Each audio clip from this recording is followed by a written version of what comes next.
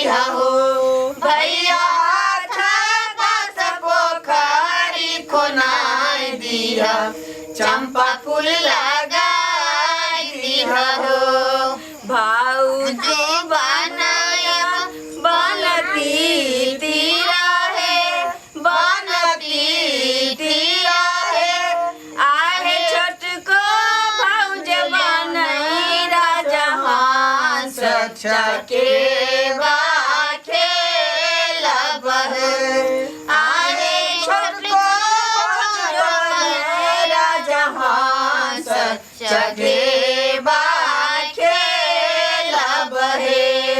गाम के अधिकारी तू सबे भैया हो सबे भैया हो भैया हाथा दस पोखरी खोनाय दिया चंपा फूल लगाय दिया हो भैया हाथा दस पोखरी खोनाय दिया चंपा फूल लगाय दिया हो डगरा उघारी देवा देखा ले हो दीनानाथ कौना संकट पड़ल तोहार कौना संकट पड़ल तोहार कौना संकट पड़ल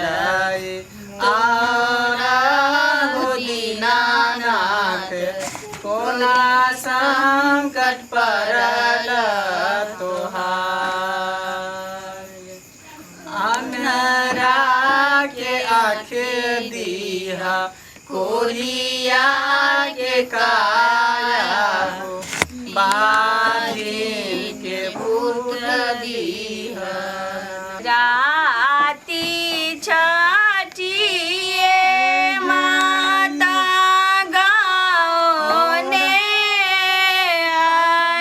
आइली राती छठिए माता गाँव ने आइली प्राती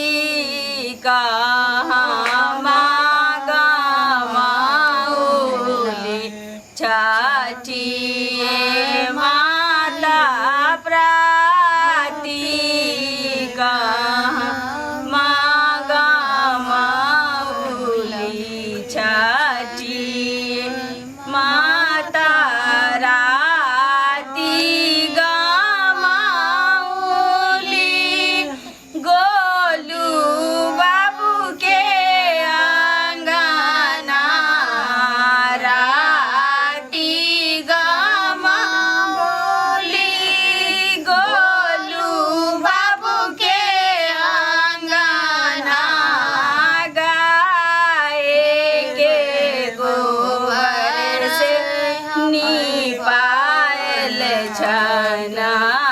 छनायांगना गज मोती चौका पुराल छनायांगना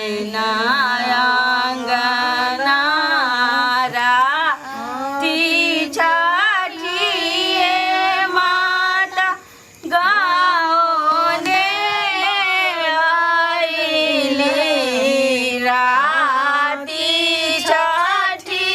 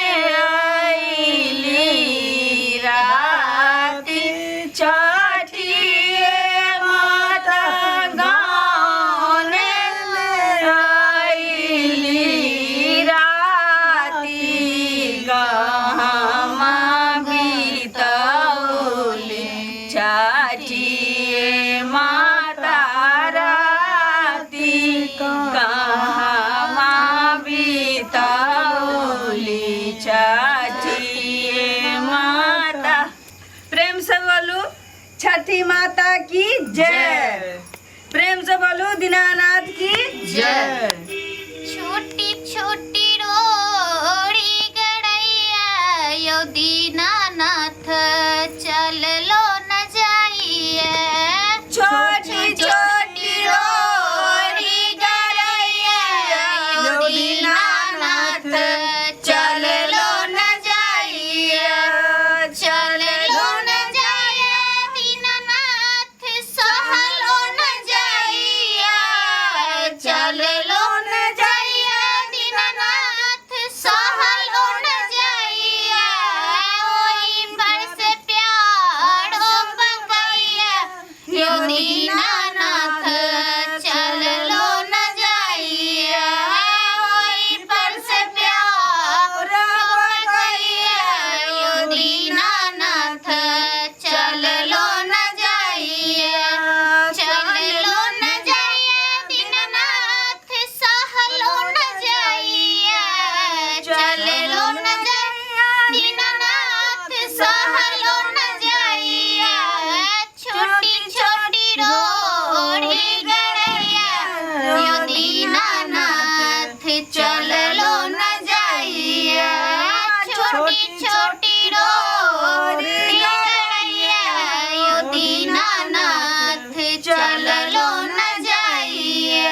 गाँव के अधिकारी तू छोटका भैया हो आओ छोटका भैया हो।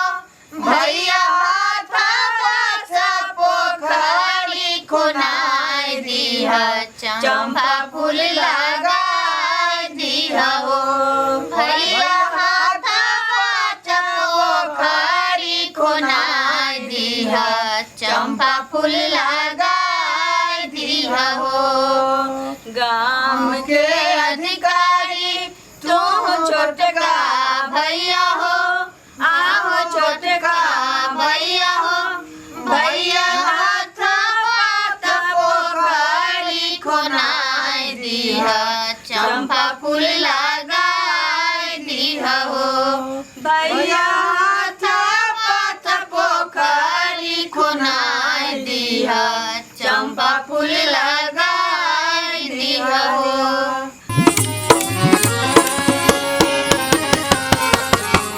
हेयो जाय कतऽ छी?